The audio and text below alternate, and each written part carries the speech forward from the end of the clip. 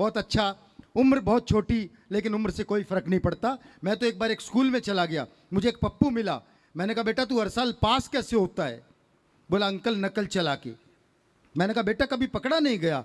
बोला अंकल पकड़े जाने का सवाल ही नहीं, नकल हाथ पर लिखते हैं, जब चेकिंग करने वाले आते हैं तो कर लो, अंदर तो कुछ निकलता ही नहीं। तो एक साल वो फेल हो गया। तो मैंने उससे पूछा बेटा इस साल तूने इस टेक्नोलॉजी का प्रयोग नहीं किया? बोला अंकल किया था, किस्मत ही खराब थी। मैंने कहा कैसे? वो बोला ऐसे, नकल हाथ पर लिखी थी, अजब खेल हो गया, वॉशरूम में हाथ धो लिए, पप्पू फेल हो गया। तो ऐसे भी पप्पू फेल हो जाते हैं, लेकिन आपने अपना भरपूर प्यार दिया।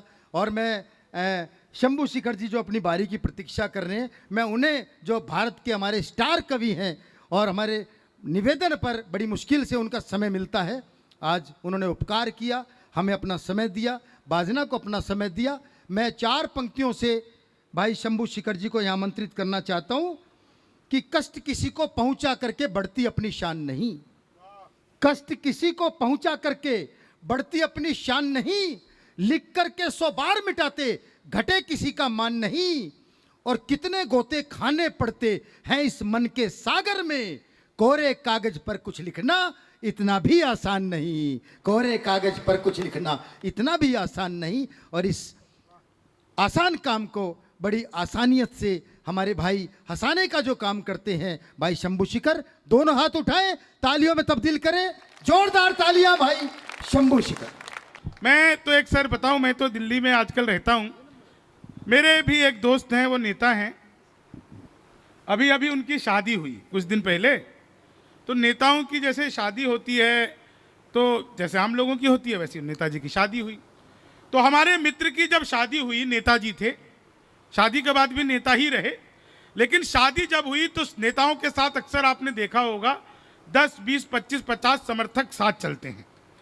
अब उनकी शादी हुई, शादी के बाद वो जैसे ही सुहाग रात के लिए कमरे में घुसने लगे तो पीछे पीछे वो 10, 20, 25 समर्थक भी, नेताजी समझदार थे, गेट पर ही रोक दिया, बोले अंदर तुम्हारा काम नहीं है, चलो बाहर से समर्थन करो। अब बाहर से समर्थक चिल्ला रहे हैं नेताजी संघर्ष करो, हम तुम्हारे साथ हैं। वाह क्या आनंद लिया, ऐसे ही समर्थकों क्या आप लोग भी। लेकिन नहीं हो जाता है मामला बिल्कुल। मैं तो सर बिहार का रहने वाला, बिल्कुल तनाव नहीं लेता, एक पैसे का तनाव नहीं लेता, और जब उत्तर प्रदेश आता हूं तो वैसे भी तनाव नहीं लेता। मैं आज नोएडा से यहां तक आया, एक बात आप लोगों को बताना चाहता हूं, नोएडा से यहां तक मफतलाल जी में आया, और नोएडा से लेकर यहां तक रास्ते में मुझे 20 जगह पर पुलिस सहायता केंद्र मिले, एक भी जगह पर नेता सहायता केंद्र, कवि सहायता केंद्र, आयोजक सहायता केंद्र एक भी जगह नहीं थे, पुलिस सहायता केंद्र 20 जगह थे। और बात आप लोगों तक पहुंच जाए तो पीछे तक बैठे हुए लोगों का आशीर्वाद चाहिए, बात आप लोगों तक पहुंच जाए तो।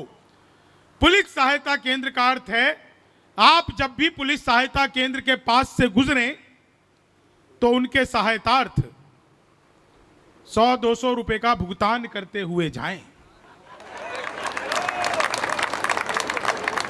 असली सहायता तो तभी होगी। आदरणीय सर, आप बीजेपी से जीते हैं? नहीं, निर्दलीय नहीं, वो निर्दलीय आजकल बीजेपी के हो जाते हैं ना, इसलिए कह रहा था।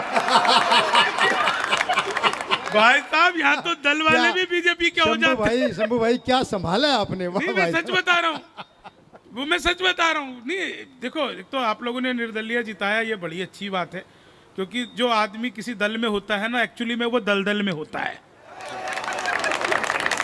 तो आपने दलदल से निकाला, नहीं तो मैंने तो सर पिछले दिनों मोदी जी से पूछा, अच्छा मोदी जी कमाल के नेता हैं, अद्भुत नेता, दुनिया में मैंने ऐसे नेता नहीं देखे। अभी सर 2000 का नोट बंद हुआ, रसिक जी 2000 का नोट बंद हुआ ना सर, पहली बार मेरे भी भाग्य खुले। पड़ोस की भाभी जी जो 10 साल हो गए शादी किए हुए आए हुए, एक दिन भी बात नहीं की। जिस दिन 2000 का नोट बंद हुआ उसके 2 दिन बाद उनकी फोन आया और बोली कि भाई साहब 10 बजे ड्यूटी चले जाते हैं, आप 10:30 बजे बिना किसी को बताए घर आ जाना, आपसे मुझे कुछ जरूरी काम करवाना है। मैंने कहा आज तो किस्मत खुल गई। सर मैं 10:30 बजे पहुंचा, सच में भाई साहब चले गए थे, ऑफिस कोई नहीं था। मैंने कहा भाभी जी बताइए क्या जरूरी काम करवाना है। बोली कि नहीं नहीं रुकिए रुकिए बताती हूँ। वो कमरे के अंदर गई और सर 2-2 हज़ार के 20 नोट लेकर के आई और बोली इसे छुट्टे करवा देना, भाई साहब को नहीं बताना। तो भाभी जी जो कमाल किया ना उन्होंने, आप लोग जो आनंद ले रहे हैं। मैंने पिछले दिनों मोदी जी से पूछा, मैंने कहा मोदी जी आपकी नीयत क्या है? मोदी जी बोले मेरी नीयत पाक साफ है।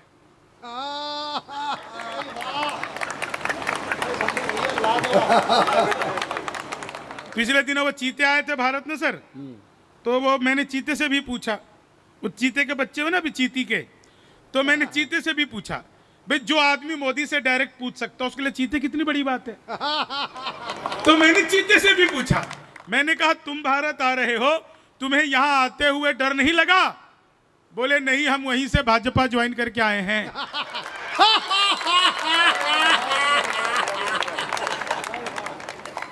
एक आदमी मिला, बोला यार ये मोदी जब से आया देश 500 साल पीछे चला गया। मैंने कहा योगी को आने दे, त्रेता युग में ले जाएगा। देश अपना हंसी खुशी से चल रहा है रसिक जी, देश हंसी खुशी से चल रहा है। राहुल जी बोलते हैं हंसी आती है, मोदी जी बोलते हैं खुशी होती है। देश हंसी खुशी से चल रहा है, देश अपना अद्भुत है। आप सबको याद होगा उत्तर प्रदेश के आप लोग हैं, उत्तर प्रदेश का बीच चुनाव के बीच में कांग्रेसियों ने प्रियंका गांधी को लॉन्च किया और कहा प्रियंका हमारा तुरुफ का इक्का है। तो मैंने कहा अब तक क्यों जोकर से खेल रहे थे? तुम्हारे पास पहले से इक्का था। तो अब देखिए आदरणीय सरदार जी का भी आशीर्वाद मिल रहा है। देश के बड़े कवि हैं हमारे बीच में आदरणीय मंजीत सिंह जी, और वो अपने आप को बहुत सीधे सरल बना करके रखते हैं। जब आप उनको सुनेंगे तो आप सबको आनंद आएगा। वो हंसी बांटते हैं, खुशी बांटते हैं। मैं 4 लाइनें आपको सुनाता हूं, आप सबके दिलों तक पहुंचेगा, आनंद आ जाएगा। और ये सच बता रहा हूं मैं आपको, सर मोदी जी इतने अद्भुत आदमी है, अद्भुत आदमी है जिसका कोई हिसाब किताब नहीं है। मेरे हिंदी के अध्यापक ने पूछा कि माल्यार्पण किसे कहते हैं, और अगर बात आप लोगों तक पहुंच जाए तो एक एक व्यक्ति का फिर आशीर्वाद चाहूंगा। रसिक जी, हाँ, जी हिंदी के अध्यापक ने पूछा कि माल्यार्पण किसे कहते हैं। मैंने कहा जब सरकार हमारी सारी संपत्ति इकट्ठा करके मालिया को अर्पित कर दे तो उसे माल्यार्पण कहते हैं।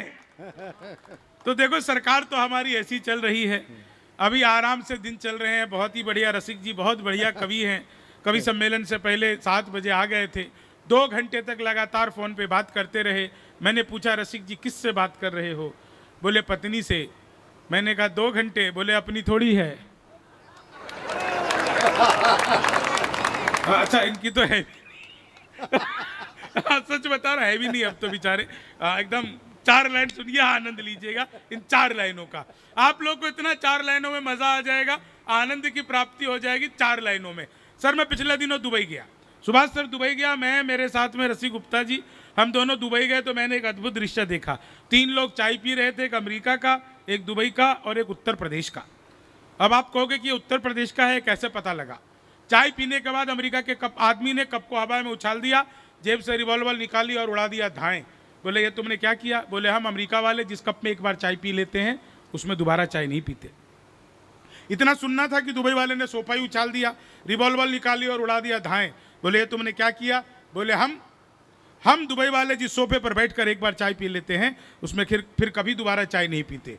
अब सर वो उत्तर प्रदेश का, उसने रिवॉल्वर निकाली और एक अमेरिका वाले को धाएं, एक दुबई वाले को धाएं। तो मैंने पूछा तुमने क्या किया? बोले हम उत्तर प्रदेश वाले जिसके साथ बैठकर एक बार चाय पी लेते हैं फिर उसके साथ फिर कभी दोबारा चाय नहीं पीते हैं। ये जो भीतर की मस्ती आप लोगों की है, 4 लाइन सुनिएगा। मैंने अखबार में विज्ञापन देखा घर बैठे मिठाई मंगवाइए। मैंने कहा पिज़्ज़ा बर्गर तो खूब मंगाया, मिठाई कैसे मंगवाएंगे? तो मैंने अखबार में दिए हुए नंबर पर कॉल किया, उधर से कंप्यूटर है रिकॉर्डेड आवाज़ आने लग गई। बोले जी नमस्कार, अग्रवाल स्वीट कॉर्नर में आपका हार्दिक स्वागत है। मिठाई लेने के लिए 1 दबाइए, चाट पापड़ी के लिए 2 दबाइए, गजक नमकीन के लिए 3 दबाइए, गोलगप्पों के लिए 4 दबाइए। मुझे मिठाई चाहिए थी, मैंने 1 दबा दिया। लड्डू लेने के लिए 1 दबाइए, बर्फी लेने के लिए 2 दबाइए, जलेबी लेने के लिए 3 दबाइए, रसगुल्ले के लिए 4। मुझे लड्डू चाहिए था, मैंने फिर 1 दबा दिया। बेसन के लड्डू लेने के लिए 1 दबाइए, मोतीचूर के लड्डू लेने के लिए 2 दबाइए, गोंद के लड्डू लेने के लिए 3, तिल के लड्डू के लिए 4, मुझे बेसन का चाहिए था, मैंने फिर 1 दबा दिया। 1 किलो लेने के लिए 1 दबाइए, 2 किलो लेने के लिए 2 दबाइए, 3 किलो लेने के लिए 3, 100 किलो के लिए 4। 1 दबाना था, गलती से 4 दब गया। मैंने वही किया जो आप लोग करते, तुरंत ही फोन काट दिया। 1 मिनट बाद कॉल बैक आ गई, बोले जी नमस्कार, हम अग्रवाल स्वीट कॉर्नर से बोल रहे हैं, आपके यहाँ से 100 किलो बेसन के लड्डू का ऑर्डर आया है, मिठाई किस पते पर भिजवानी है। मैंने कहा अरे तो फंस गए। लेकिन सर बिहारी आदमी फंसता नहीं है, बिल्कुल भी नहीं फंसता है, मैं सच बता रहा हूँ आपको, फंसाता भी नहीं है, बीच का रास्ता निकालता है। बोले जी जल्दी बताइए, आपके यहाँ से 100 किलो बेसन के लड्डू का ऑर्डर आया है, मिठाई किस पते पर भिजवानी है। मैंने कहा देखो भाई, ये फोन किसने किया मुझे तो पता ही नहीं।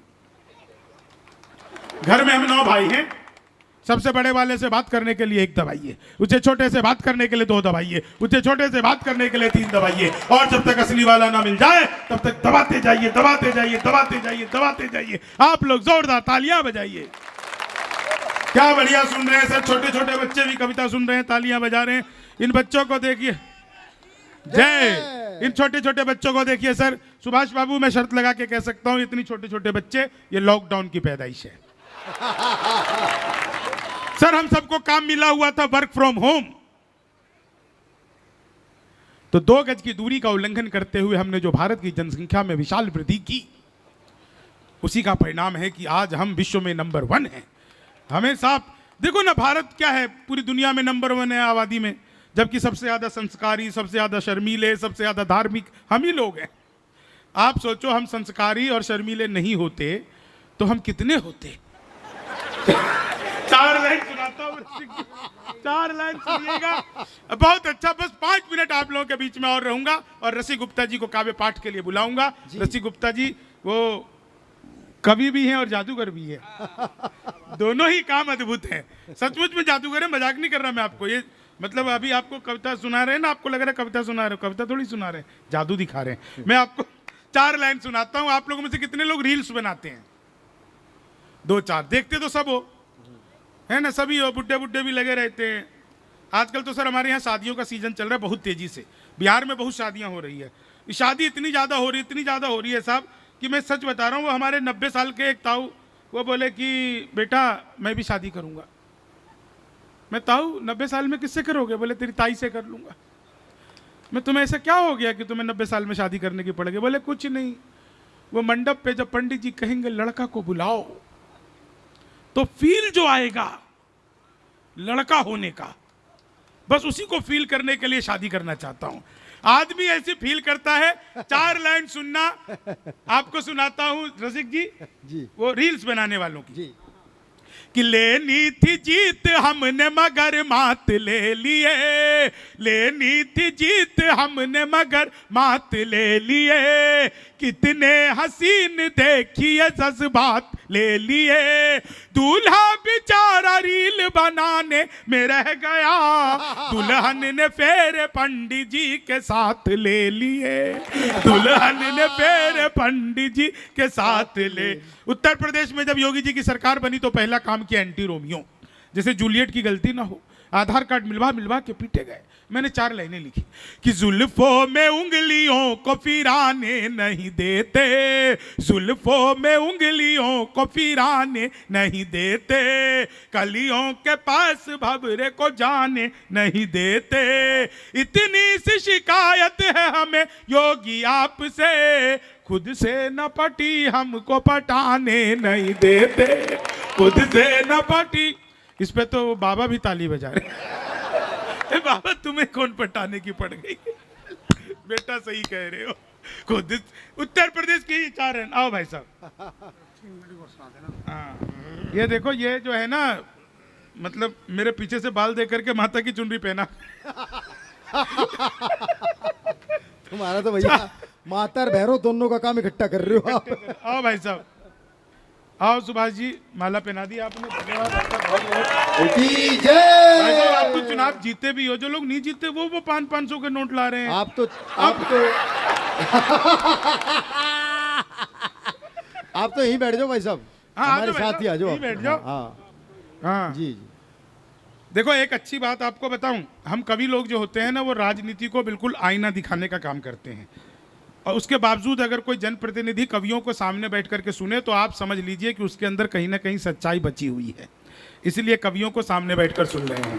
नहीं तो हम लोगों को तो जो पत्रकार से ज़्यादा खतरनाक होते हैं कई बार हम लोग। तो मैं सच बता रहा हूँ आपको, मैंने 4 लाइनें एक बार लिखी थी, एक 4 लाइनों पर आप लोग आनंद लीजिएगा। ट्रंप आए थे भारत, लोगों ने ट्रंप को तरह तरह की सलाह दी, एक सलाह ट्रंप को मैंने दी और आपको लगे मफतलाल जी कि ट्रंप को मैंने बिल्कुल सही सलाह दे दी तो आप लोगों को आनंद आ जाएगा। ट्रंप को मैंने क्या सलाह दी ट्रंप जब भारत आए थे कि लालू से मिलो वो तुम्हें बिहारी न कर दे, जनता तुम्हें यहाँ की ही भिखारी न कर दे, उत्तर प्रदेश आना ट्रंप सोच समझ कर, योगी जी तुम्हें ट्रंप से तिवारी न कर दे, योगी जी तुम्हें ट्रंप से तिवारी न कर दे। 4 लाइन और सुनिएगा कोरोना काल की। क्या कोरोना का अद्भुत टाइम था। मैं तो बिहार से हूँ, वहाँ शराब बंद हो गई तो मैं दिल्ली रहने लगा। अभी मैं बिहार यात्रा पे गया था, सच बता रहा हूँ, बिहार यात्रा पे गया था तो बिहारी लोग पूछने लगे यार तुम तो शराब बंद हो गई, दिल्ली चले गए, अब यहाँ पे बंद है, तुम यात्रा पे आए हो, तुम्हारा मन कैसे लगेगा। तो मैंने कहा देखो बिहार में भगवान और शराब एक जैसे हैं हर जगह, दिखते नहीं हैं। जिन जिनको समझ में आई उनको आनंद आएगा। 4 लाइन लीजिए बस, ऐसी 2-4 तालियां बहुत है। हम मुझे तो कहीं पर भी 5 समझदार लोग मिल जाए ना भाई साहब तो मैं पूरी रात सुना सकता हूँ, आप बिल्कुल चिंता मत करो। तो 3 समझदार तो इधर बैठे हुए हैं, एक उधर बीच में बैठे हैं, इधर में से कोई भी एक समझदार व्यक्ति बीच बीच में ताली बजा देना। मंच पे आ गए, उन पे ध्यान नहीं है आपका। वो तो इन समझदारों के राजा हैं भाई साहब। हाँ उनकी कोई वो थोड़ी है, वो तो भाई साहब देखो सब बड़ी बात है, जनप्रतिनिधि हैं, जनप्रतिनिधि भी कमाल के होते हैं। मैं 4 लाइनें आपको सुनाता हूँ, आप आनंद लीजिएगा। एक बार एक स्कूल में आनंद लीजिए इन 4 लाइनों का। बात करने को बहुत सारी है लेकिन कोरोना काल की 4 लाइन। जहां जाओ वहीं सैनिटाइजर। सर मैं मंदिर गया वहां भी सैनिटाइजर, तो मैंने चंद्रामृत समझकर चाट लिया। एल्कोहल का टेस्ट आया, मैंने कहा 2-4 बार और दो, इससे क्या फर्क पड़ रहा है। ऐसा था बता कहीं चले जाओ। अब देखना कोरोना काल में कि बातों में वो पहले से अधिक मीन हो गई, मौका मिला तो 2 से भले 3 हो गई, करते थे सैनिटाइज जिसे इश्क से अपने, जाने वो किसके संग क्वारंटीन हो गई, जाने वो किसके संग। 4 लाइन और सुनिएगा कि भगवान मेरा साथ आप यूं भी निभाना, किस्मत के खेल में मुझे ऐसे भी जिताना, सलमान के जैसे भले बीते ये जवानी, लेकिन बुढ़ापे में अनूप जलोटा बनाना, लेकिन बुढ़ापे में अनूप जलोटा बनाना, चीनी को जमा करके फिर से गन्ना बना दूं। मैं तो अद्भुत ही कभी क्लास में अध्यापक है, बोले कौन बेवकूफ है, खड़ा हो जाए, तो मैं ही खड़ा हो गया। बोले तुम बेवकूफ है, मैंने कहा नहीं सर आप अकेले खड़े अच्छे नहीं लगते हो। चीनी को जमा, संस्कृत के अध्यापक आ गए, बोले तमसो माजोत, क्या हुआ भैया आ जाओ। अरे इसको कहाँ भेज देते रहो, ये तो पैसे देने आए हैं। पैसे देने आए। अकेला आदमी जो 200 का नोट लेकर के आया है, लाओ भाई। अच्छा नाम भी बुलवाना है इसको। अब मैंने बोल ही दिया, अब तो ले जाओ।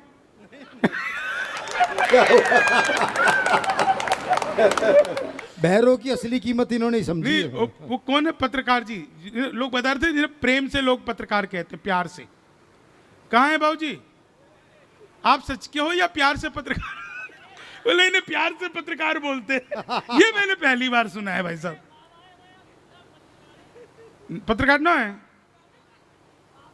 एक बात बताओ यार, पत्रकारों की तो ऊपरी कमाई होती नहीं, तुम ये 200 रुपए लाए कहां से?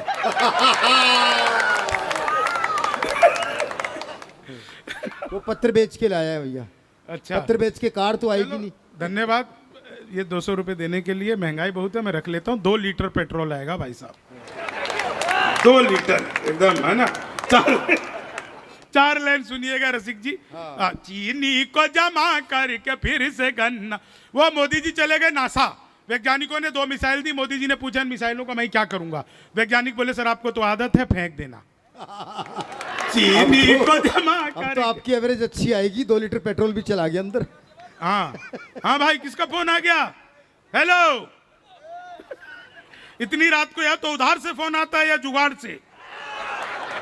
ये तो जुगाड़ का ही लग रहा है ना, इनको तो उधार की भी जरूरत है, हाफ पैंट में आए हैं।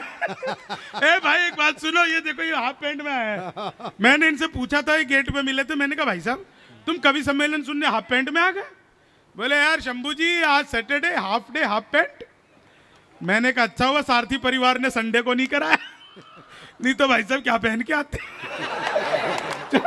चार लाइन सुनना, आनंद लेना बहुत मस्ती से कि चीनी को जमा करके फिर से गन। इतना बढ़िया आप लोग सुन रहे हो ना। एक हार्ट हॉस्पिटल के बाहर एक शेर लिखा हुआ था कि खोल लेते दिल अगर हंस बोल कर यारों के साथ, तो हमें ना खोलना पड़ता यूं हजारों के साथ। अपने जीवन में एंजॉय के लेवल को बढ़ा लीजिए तो कभी भी एंजियोग्राफी कराने की जरूरत नहीं पड़ेगी। जीवन में उसी के एंजियोग्राफी कराने की जरूरत पड़ती है जो एंजॉय के लेवल को नहीं बढ़ाते हैं। और एंजॉय का मतलब खाली कवि सम्मेलन नहीं होता, और भी चीजें होती है कि चीनी को जमा करके। मैं सच बता रहा हूं, गणित के अध्यापक आ गए, बोले मैंने तुम्हारे पिताजी को 2000 रुपए 6% ब्याज पर 10 दिन के लिए दिए, तो 10 दिन बाद कितना लौटाएंगे? मैंने कहा वो नहीं लौटाएंगे। बोले क्यों, तुम्हारे पिताजी गणित नहीं जानते? मैंने कहा जी आप मेरे पिताजी को नहीं जानते, आज तक एक का नहीं लौटाया। चीनी को जम, गणित वाले फिर आ गए, बोले एक्स की वैल्यू बताओ। मैंने कहा जो हमें छोड़कर चली गई हमारी नजरों में उसकी कोई वैल्यू नहीं है। चीनी को जमा। ये देखिए बाबा जी फिर हंसे, दादा तुम्हें एक्स की वैल्यू भी पता है? एक बात बताओ, तुम्हारे टाइम पे एक्स होती थी? नहीं, मैंने तो अपने दादा से पूछा, मैंने कहा दादा आजकल तो व्हाट्सएप है, फेसबुक है, वो इंस्टा है, ट्विटर है, पता नहीं क्या क्या, टिंडर भी है। आपको दादी से मिलने का मन होता था तो आपके टाइम पे तो सब कुछ था नहीं, आप क्या करते थे? बोले कुछ नहीं, मैंने घंटी रखी हुई थी, जब मिलने का मन होता था बजा देता था। बोले अच्छा तुम्हारा तो मन हो जाता था। और दादी? बोले बेटा कुछ नहीं, वो तो इतनी चालू थी कि खुद आधे घंटे में आके पूछती रहती थी क्यों जी तुमने घंटी तो नहीं बजाई कहीं। तो हमारे दादा बहुत अद्भुत है कि चीनी को जमा। एक बार खुल के तालियां बजाओ, सब मजे ले रहे हो, बहुत अच्छा लग रहा है, आनंद में इतना बढ़िया। देखो बरसात हो जाए ना तो कभी दुखी मत होना, जैसे हल्की फुल्की बारिश हो तो इसे ईश्वर का आशीर्वाद समझो। हल्की फुल्की बारिश जो है ना अच्छे नेक काम में होती है, तो उसको हम ईश्वर का आशीर्वाद मानते हैं कि वो भी देवता भी आए हैं, गण भी आए हैं, और शंभू जब खुद आए हैं तो फिर आप कुछ बारिश तो होगी। 4 लाइन सुनिएगा कि पोशाक पुरानी लिए अभिनव हूँ मनाओ, पोशाक पुरानी लिए अभिनव हूँ मनाओ, नफरत में भी मैं प्यार का कलरव हूँ मनाओ, रोने के लिए और भी महफिल है जहां में, शंभू के साथ हास्य के उत्सव को मनाओ, शंभू के साथ हास्य के उत्सव को मनाओ। कि मित्र मिले हम 4, एक बोला सुन यार जोश के बिना तो ये जवानी सुनी सुनी है, दूजा बोला जोश से ही काम चलता नहीं है, हौसला जो ना हो तो रवानी सुनी सुनी है, तीजा बोला मैं तो बस एक बात मानता हूँ, प्यार के बिना सभी कहानी सुनी सुनी है। मैंने कहा प्यार जोश हौसला सही है, पर हंसी ना हो तो ये जिंदगानी सुनी सुनी है, हंसी ना हो तो ये जिंदगानी सुनी सुनी है। आप सबका बहुत बहुत आभार, बहुत बहुत धन्यवाद।